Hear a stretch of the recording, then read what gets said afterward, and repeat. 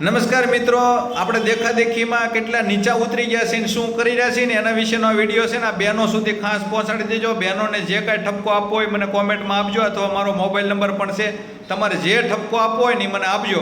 પણ આ વિડીયો ખાસ સાંભળજો અને દરેક લોકોને હું વિનંતી કરું છું કે આ બહેનો સુધી પહોંચાડી દેજો.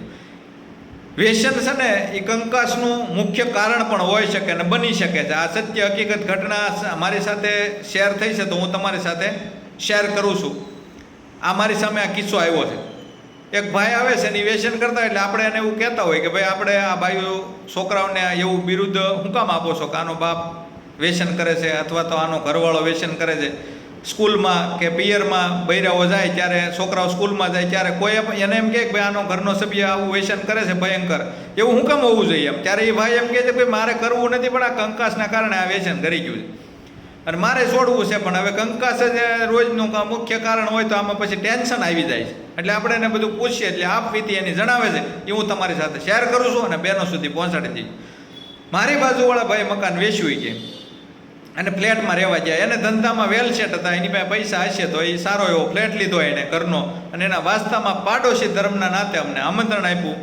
પછી અમે ગયા, લિફ્ટમાં બટન દબાવ્યું, સંગીત સાથે લિફ્ટ અમને 7મા માળે લઈ ગઈ. 7મા માળે કે એનો ફ્લેટ 2 થી 3 કલાક રોકાણા અમે.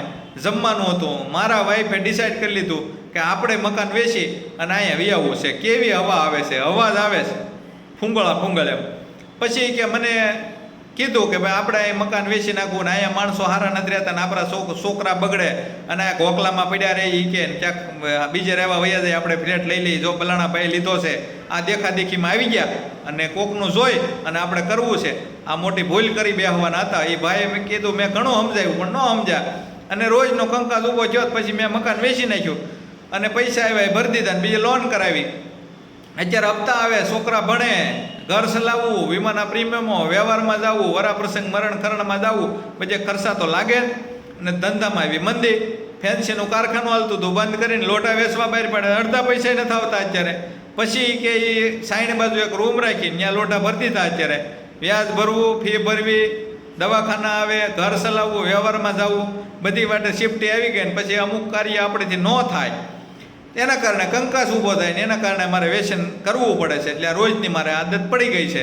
એટલે બહેનોને મારે ખાસ કહેવાનું કે બીજા કેટલી વાર હોટલમાં જમવા જાય છે, બીજા કેવા ફ્લેટમાં રહેવા જાય છે, એની પાસે પૈસા હોય તો જાય. આપણે આપણી રીતે હાલો ને, આપણો ઘરની વાત ઘરમાં રાખો અને ઘરમાં પતાવો. આપણા ઘરના સભ્ય કેટલું કમાય છે, આપણા ઘરમાં કેવડી આવક છે, કઈ રીતનું છે, એ બધું આપણે જોઈ કાઢવીને હાલો. બીજા હોટલમાં જાય છે તો આપણે જવું જરૂરી નથી, બીજા ફરવા જાય છે તો આપણે એને હારવાર જવું એવું જરૂરી નથી.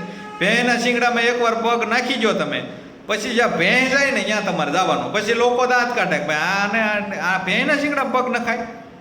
આ એવું છું, કોક ફ્લેટ લે તો એની પાસે સગવડ સુવિધા હોય તો લે, આપણી પાસે સગવડ સુવિધા હોય તો આપણે એની કરતાં મોટો લેવું. પણ નિરાજ રાખો. આ છોકરાઓ ભણતા હોય, એની ફી ભરવાની, ટ્યુશન, આ દેખાતી કેમ ઘણું આવું બધું. ઓલાના ઇંગ્લિશ મીડિયમમાં ભણે છે તો આપણે ભણાવો, ઓલાને આ ટ્યુશનમાં જાય છે, ઓલાના છોકરા બસમાં બેસીને જાય છે તો આપણે હાલીને હુકમ જાય, આપણે બસમાં મોકલવા છે. આવું આ ફલાણી સ્કૂલમાં ભણાવવાનું, બધી સ્કૂલો સારી જ હોય છે અને જે સારી હોય ને પહેલેથી સારા વિદ્યાર્થીઓને લેતી હોય છે.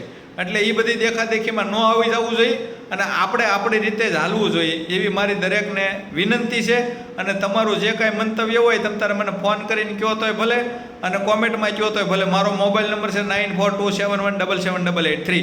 એટલે આપણા કારણે આપણો ઘરનો સભ્ય વ્યસનમાં પ્રેરિત થઈ જાય અને પછી એને કોઈ છોડાવી ન હોય કે બીજા પાસે જઈને એને આંસુ પડી જાય એવું કામ ભલી થઈને મારી બહેનોને વિનંતી છે કે બીજાને જે કરવું હોય એ કરે, પણ આપણેથી સારું થાય તો કરો.